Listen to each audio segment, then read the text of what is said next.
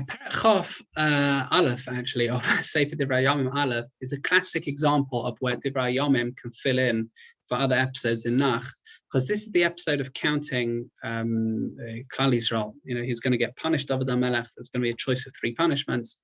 Now, here we have the inclusion of the Satan. The perek starts actually that the Satan enticed David HaMelech, stood over Yisrael.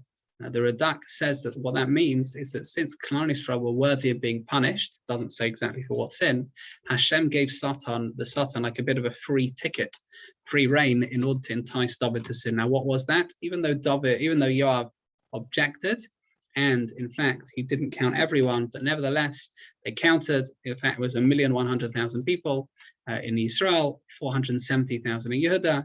Hashem was angry. You're not allowed to count Jews directly. And David HaMelech, if you remember, was given 3 options of punishment: 3 years of famine, or 3 months of being invaded by enemies, overwhelmed, or a 3-day plague. He says that I want to fall into Hashem's hands, not people. Remember the line from Tachanan? And he goes for the plague.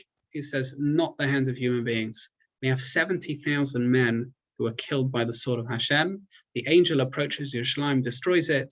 Hashem then says, enough. The angel stops. He stands with a drawn sword over the threshing floor of Oman Yevusi. David then falls on his face. He davens to Hashem, and the Malach tells God, if you remember, was the Navi, to tell David, build the Mizbeach right over there, which he bought from Oman. And he offered the Karbonos over there.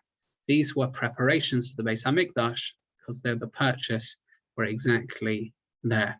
It's interesting. It sounds a little bit out of place. We don't normally talk about too much of David's fault.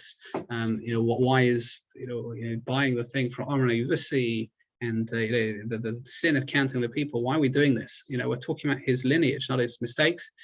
So Rashi writes, because we want to talk about the Mizbeach, the place of the Mizbeach over there is important, and therefore the backstory is also important. That's perek Chof Aleph.